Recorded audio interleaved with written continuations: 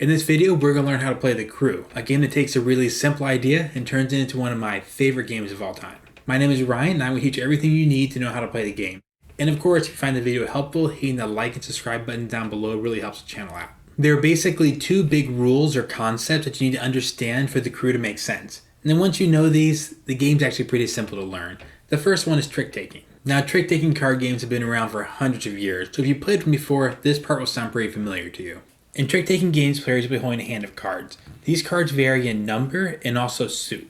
Now, traditional trick-taking games have clubs, spades, diamonds, and hearts, whereas the Crew simplifies that to pink, blue, green, and yellow. All players keep their cards secret, but for this example, we're going to let everything be revealed here. The first player is going to lead off by playing this blue 6 here.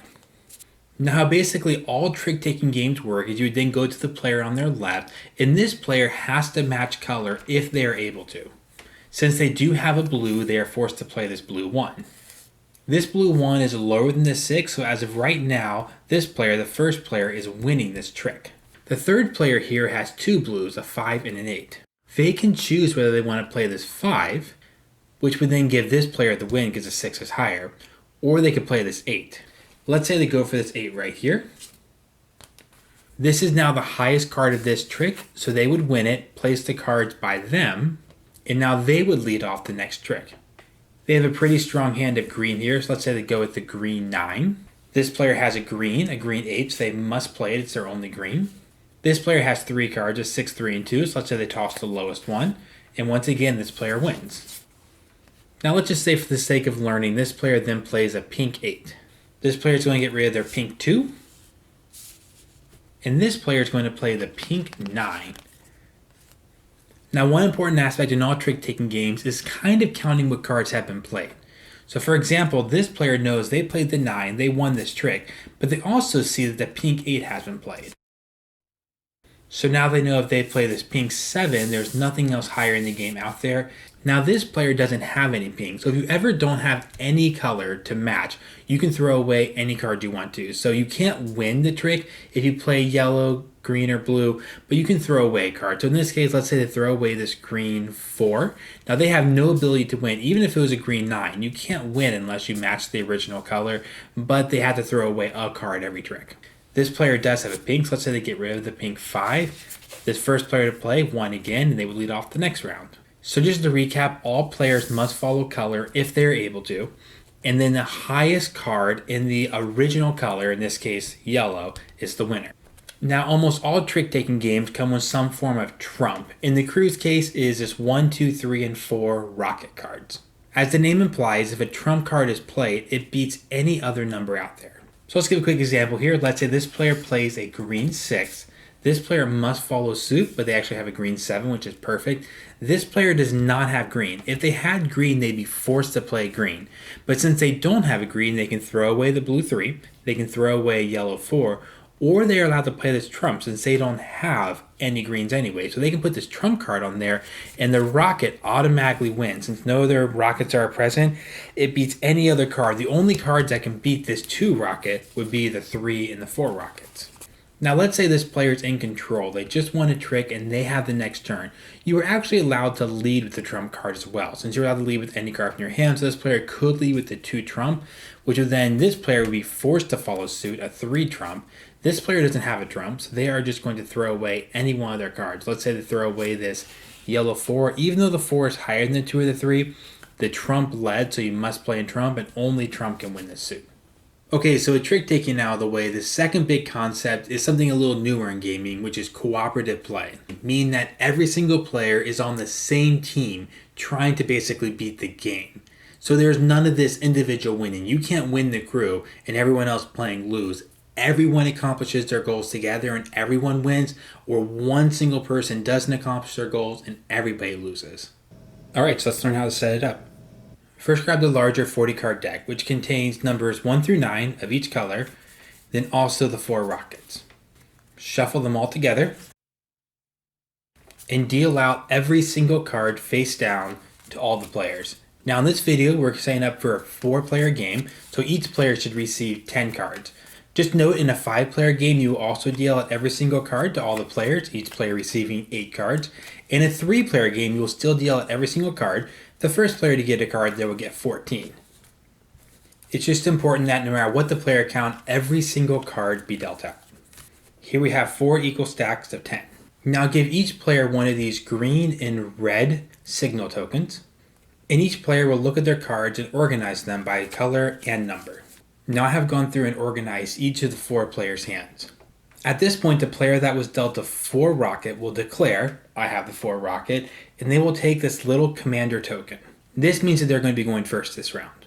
Now it's important to note that the 4 rocket is the only card you can reveal to your teammates. Every other card would actually not be face up, would be held in your hand, secret from all other players. Actually revealing cards in this game literally ruins the whole thing. Now what happens next depends on which mission you are playing from the logbook. In this video we're going to play mission number 1, so I'll show you how to set that up. Take the smaller deck of 36 cards. This contains numbers 1 through 9 of each of the colors, but no trump, no rockets. Shuffle them together. And since we are playing mission 1, we will flip exactly 1 card over. Now the players will begin to take turns drafting cards from the center, which they think they have the best chance of winning. Since this is mission 1, the commander goes first. There's really no options. The commander must take this blue 6. So in order for the entire team to win this round, the commander here, this player, must win a trick containing the blue 6. Which we can see belongs to this player over here, but players again would not be revealing their card, so no one would really know except for this player that they had possession of the blue 6. Quick side note, later rounds could have 2, 3, 4, 5, or even more cards to be taken, in which case the commander would be the first one to pick a card they want to take. Let's say they took this, it would go to the player on their left, they would select one of the 3 cards they want to win, maybe this one, and so on until all the cards are taken. But again, since this is mission number 1, we only have 1 card to win, this blue 6, and it must be given to the commander. And now we start to play. Things look pretty promising here, considering the commander has a blue 8, and he needs to win a blue 6. So you might think, well, I will just throw this blue 8 out here, and what could go wrong? Well, players must play in suit, so this player over here, as they have a 5 and a 4. It doesn't really matter since neither one of the 5 or the 4 is the 6 that he needs, and neither one can beat the 8. So they're just going to throw away the 4 here, which is lower than the 8, so the player that led the commander still is winning this trick. Now here the third player only has 1 blue, and since you have to play in color if you can, this player must play their blue 9. Now this player knows they're holding the blue 6. They might be willing to put it out there to give it to the commander, but now the blue 9 is out there. They know if the blue 6 is played, this 9 will win. This player will take all 4 of those cards, and actually players would immediately lose at that point because there's no longer any way for this player to win the blue 6.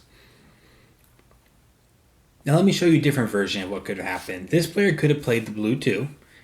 This player could have thrown the blue 4 on there. This player is still forced to play the blue 9. In which case this player would probably throw away their blue 7. The third player here then wins this trick. They're going to place it face down beside them so the players cannot then go back and look later what was won there. And now this player is going to lead the next trick. Now they really don't want to win anymore. They don't have any reason to win. The whole goal of this is to try to get this player the 6. So they're going to try to play a low card to hopefully someone else can take care of control. So he's going to throw this yellow 5 out here. This player, same idea, doesn't really want to win, so he's going to throw away yellow 1. This player is going to try to win back control with this yellow 6. This player doesn't have any yellows. They can play whatever they want. They could even play this trump and win this trick. Now that wouldn't be the best idea because this player doesn't have much motivation to win. They don't have the 6 to give this player. Really, they can only mess things up by winning, so it wouldn't make much sense to do that. So let's say they just dump their green 8 here. Now the commander played the yellow 6, which was the highest card in suit. The yellow led, so the highest yellow or trump is the one to win. The green 8 is a total throwaway because it was not in suit. So now our commander has 1, and we're going to put these cards face down. Now the commander is going to lead off, and if they're paying attention, they know that the blue 9 was played earlier to win this trick over here. So they're completely safe because they know the blue 8 is the next highest blue. They need the blue 6. They know someone has to be holding on to the blue 6. They're simply going to throw the blue 8 out here. This player must play in colors. They're going to play the blue 5. This player has no blues or trumps, so they can't possibly win. So they're just going to dump this green 9 right here. And this player can put the blue 6 on. The blue 8 is higher, so it is 1 by the commander. And this is the 6 that was needed to win the round. So this goes over here. The 6 is 1, and the round immediately ends, and the players win. Just to reiterate, once all the task cards are won, in this case there was just one, the round immediately ends, you win, or once one is taken by the incorrect player, the round immediately ends and you lose because there's no way to get it back once a player has won it. At this point, you would put the task cards together, put all the other cards together, and shuffle up another round. Players could choose to replay mission 1 here, or if they wanted a bigger challenge, to go on to mission 2, which is all the same except you're going to deal out 2 task cards at the beginning. Also to note, every round when you reshuffle, a different player has a chance of getting the 4 rocket, which will then make them the commander in the next round. Now, as you can probably see from that example, there's a lot of information you can learn in this game from what your teammates do or don't play. But the game also includes these signal tokens, which you can use once per round. Each player once per round may take a card out of their hand and lay it face down inside of all players, and then place the signal token on it. If it is at the top of the card, it means it is the highest of that color. If it's at the bottom of the card, it means it's their lowest card of that color. And if it's in the center of the card, it means it's their only card of that color. In this case, it belongs in the center because the green 9 is the only green I have. This tells all the players I have 1 green and it's the 9. And you just leave it out here for all of the players to look at. The game also comes with these dummy cards you can then place in your hands to remind yourself that you have an extra card out here. You don't have to play them, but they can be a nice reminder. Now let's say the player wants to signal this blue 5. Perhaps another one of his teammates needed to win a blue 5 and they want to say they had it. They could take this green, put it at the bottom. The signal token would go at the bottom because this is the lowest of their blues. The blue 8, it would go at the top. The signal is the highest of their blues. The players are actually not allowed to signal this blue 6. If it's not the highest, the lowest, or the only, you actually cannot signal it. So this card is not allowed to be signaled. Same would go for all these center yellows here. The 3, the 4, and the 5 are not the highest or the lowest or the only. So only the 1, the 6, the green 9, the blue 8, and the blue 5 can be signaled. Now, if over the course of the round you end up playing a signaled card, you set it out there, then you flip your signal token over to remember that you already played it this round. All the players have a signal token and they can each signal 1 card per round as well.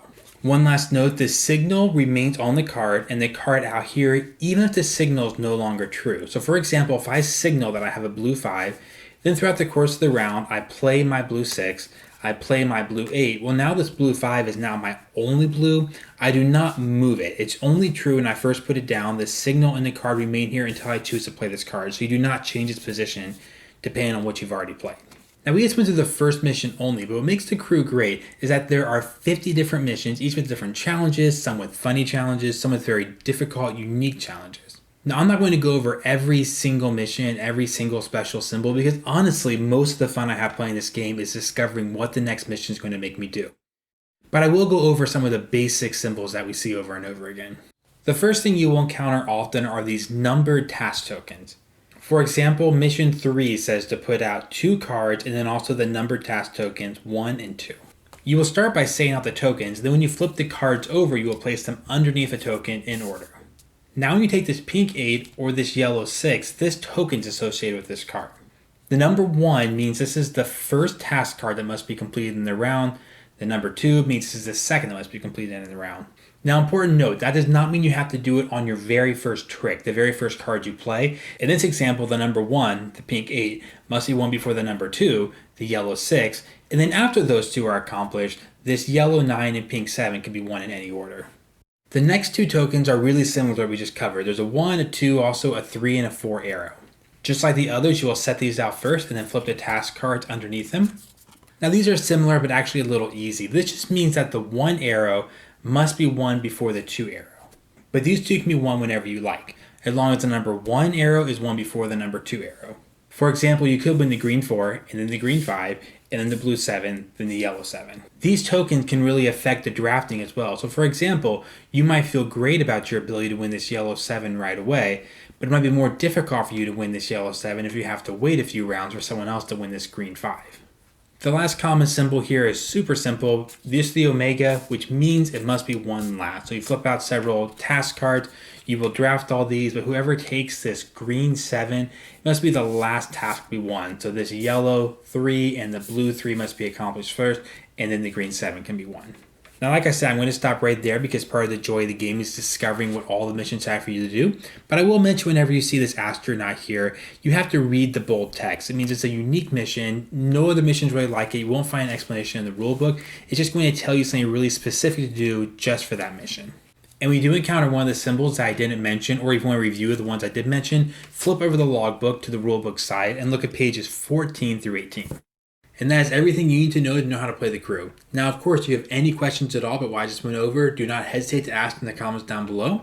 And also hit the like button and subscribe to see more videos like this.